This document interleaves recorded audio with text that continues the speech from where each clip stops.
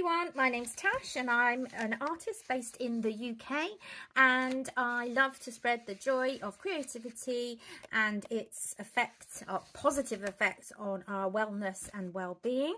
I'm trying to do daily tasks around one theme for a whole week and then it will change again. This week it's turned out, when I pulled the ticket out, that I have to do anything around the word leaf, so it's a very leafy week. We've done panda and we've done lizard so far. I do want to keep continuing doing this for as long as possible. I'm really enjoying doing them. The downloads are available if you want to join in with some of the sessions that I do.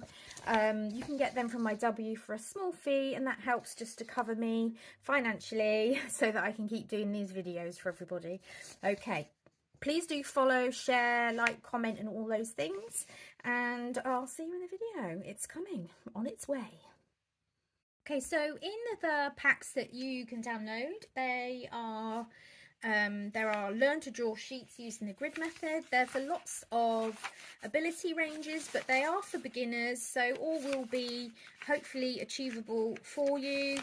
And what you can do when you've learned to draw any of the pictures, you can then transfer it into your sketchbook, say, using the grid. Then rub away the grid and you're left with a really nice outline of something you can colour in your sketchbook. So we're going to go for maybe one of the trickier ones, but there are more simpler ones in the pack. But at least you can see me doing one of the trickier ones and it will help you along your way. So I've got a 3B pencil. You might want to use something lighter. I'm using the 3B because it's a bit darker, so you can see it. Right, the first thing I'm going to do is I'm going to look for where the line in the middle is flowing, because everything will come down to that really. And then I'm just going to use little lines to kind of draw in the shape. See, already I'm not paying attention. It's very difficult to talk and focus at the same time.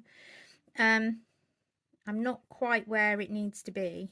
It's so easy to not get quite right when you're talking at the same time, but hey, it's okay because these are for fun. You don't need to get any way frustrated with these. Just do your best and it will still, I'm pretty sure it will still come out all right. And remember, there's an ugly stage to every drawing when you think, what is that? It will come together, I assure you. Don't worry. Right, that's that line, and then that comes out a bit and then cross across the middle down to there. Now all I'm doing is I'm constantly looking where in the square does my line need to be. So I'm looking at where it's crossing the line, how much. So there, I know I've got to cut that little corner off.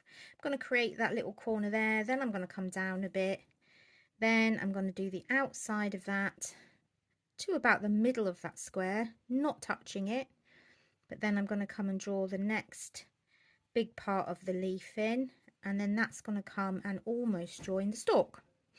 So just take it really slow, one bit at a time, and you will get there. So now I'm drawing the holes in that one. This one needs a line to go to there. I think we've done that side. Let's just draw that in. I think this needed to be further up here, and that's why I had my problem in the beginning. So let's rub that out. There we are, that's better. Okay, so now we're going to come down a bit, straight down almost, and we're going to make this little pointy shape. Start the next leaf off coming from that leaf. You can see the gap is still the same from the gap above. I'm going quite fast, so please, I just don't want to bore people, so please just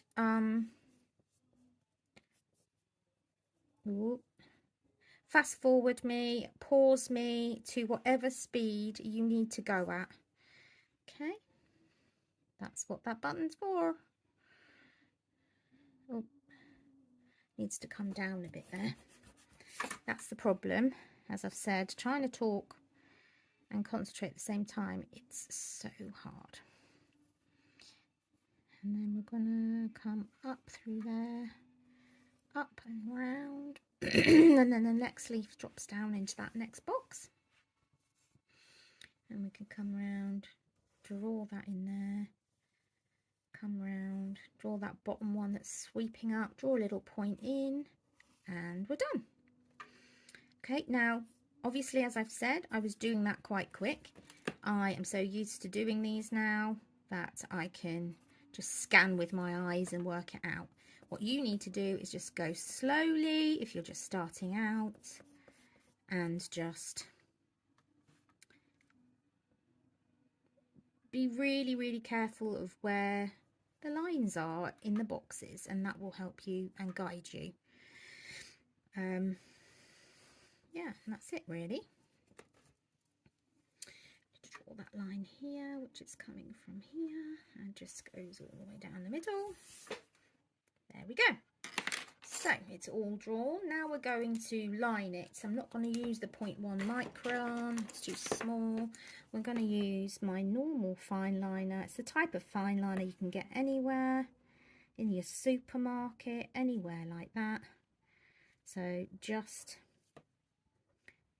any will do. The only time you really need specialised liners is when you're working with watercolours, because you need waterproof liner pens so that you can paint it without the pen smudging from the water. So that's that little tip there. So you may as well, if you're going to invest in yourself and you're going to invest in your well-being, then I would suggest when you're buying your art supplies, get some waterproof liner pens. It will say in the description when you're buying them whether they are waterproof or not. Okay, we're going to come up around there and down. Then there's a wiggly line there. And up and around. I'm literally just going over. So please do leave me any comments down below. If you want to see me sketching freehand and how to do that, there are videos for that as well.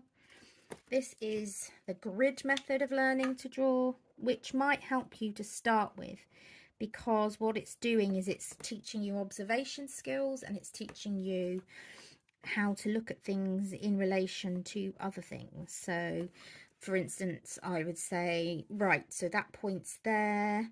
Right, now I can come up around here because that's there, and I'm following that round and that's underneath that, and that kind of thing. You're just looking where everything is in relation to everything else. So I'm going to rub that out. Now, if you had done this in your sketchbook, you would draw the box in pencil. You would then go and draw the leaf, line the leaf, and then you can rub out all that grid, and you'll have a lovely leaf left there to colour in or to decorate or to do whatever you want with, basically. So hopefully you enjoyed that video today. I will see you in the next video, continuing on our theme of leaves.